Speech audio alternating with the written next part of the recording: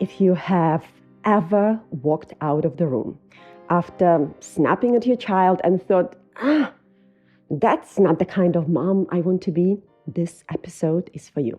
You know that moment, right? You close the door behind you, you lean against the counter, maybe you rub your forehead for a second, and that thought creeps in. Why did I react like that? And let me tell you something that might feel like a relief. The goal of parenting was never perfection. The real work is learning how to come back and reconnect. So before we go any further, take a breath with me for a second, nothing dramatic. Just a slow inhale through your nose and a soft exhale out. Let your shoulders drop a little. Because here is something most parents were never told. Presence is not a personality trait. It's not something you either have it or don't. Presence is something your nervous system does. So if you have ever told yourself, I'm just not a patient mom, or I wish I stayed calm like other parents, please hear this. That's not a character flaw. That's biology. Your child does not need you calm all the time. They need you regulated enough to come back. Young children actually borrow regulation from the adults around them. Their nervous system is still under construction. So when they're melting down, spinning out, falling apart over a wrong cup or a wrong color plate, they're not asking you to fix everything. They're asking you to lend them your calm. But here's the part no one talks about. You cannot give what your body doesn't have access to. Presence doesn't start with a parenting strategy. It starts in your body. That tight chest, that clenched jaw, those shoulders creeping up toward your ears, those aren't failures. Those are signals. So here's a tiny practice I want you to try. It takes less than 10 seconds. Before you respond to your child, place one hand on your chest. Take one slow exhale. That's it. You're not calming the situation, yet you are calming your nervous system first, because regulation travels downward from you to them. And listen, you don't need to stay calm and regulated all day. That's not realistic. What matters is that you can come back, that you repair, that you reconnect. Presence is not about never losing patience. It's about finding your way back to yourself and your child again and again. That's the real work. And chances are you are already doing it more than you realize. Now, let's talk about something that happens in every home. The hard moments, the power struggles, because those moments don't just test our patience. They activate old conditioning fast. Your body remembers what you learned about authority, obedience, being good long before you ever became a parent. So when a power struggle shows up, your nervous system often reacts before your values have time to speak. And if that happens to you, you're not doing anything wrong, you're human. Here is the shift that can change everything. You see, behavior is communication, not defiance. When a child resists, melts down, pushes back, they're not trying to run your household, trust me. They are signaling overwhelm, frustration, fatigue, or a need they don't yet have words for. Control tries to shut the signal down. Connection tries to understand it. And here is something fascinating. Control escalates nervous system.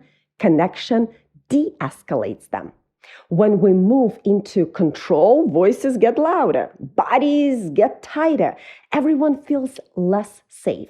But when we move into connection, the nervous system softens, even if the boundary stays, because connection does not mean permissiveness. You can hold a limit and stay rational at the same time. Sometimes it sounds like this: I'm here. I see you. We will figure this out together. Notice what that does. You are not removing the boundary, you are anchoring yourself while holding it. And here is the tiny trick that helps more than people expect. Before you speak, pause and count to 3. That's it. Soften your face, unclench your jaw, and that pause isn't really for your child. It's for your nervous system. Leadership doesn't require intensity. It requires regulation. Choosing presence doesn't make you weak. It makes you the calmest nervous system in the room. And that's the real leadership. Okay, let me paint a quick picture. It's 5:12 p.m. Dinner is half done. Someone is crying because the blue cup is still in a dishwasher. Your toddler is hanging on your leg. And your older one needs help again. And suddenly, you snap. Not some dramatic explosion, just that sharp tone that slips out. Can you please just stop for a minute? And immediately you feel it. That drop in your stomach, the guilt, that little voice saying, why can't you just stay calm? Let me say this clearly. You will lose patience. This is not the problem. The problem is when we believe that moment defines us. Relationships are not ruined by rupture. They're strengthened through repair. Let that sink in. It is not the snapping that shapes your child long term. It's what happens next. When you walk back into the room, when you kneel down, when you soften your voice and say, I didn't like how that went. I'm working on it. I love you. That moment builds trust. That moment teaches your child something huge. Love doesn't disappear when things get hard. Mom can mess up and still come back. We can fix things. And here is something that hits a lot of parents when they reflect on this.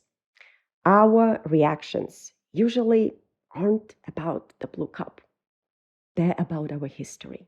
The times we weren't heard, the times we had to be the good ones, the times big emotions weren't allowed.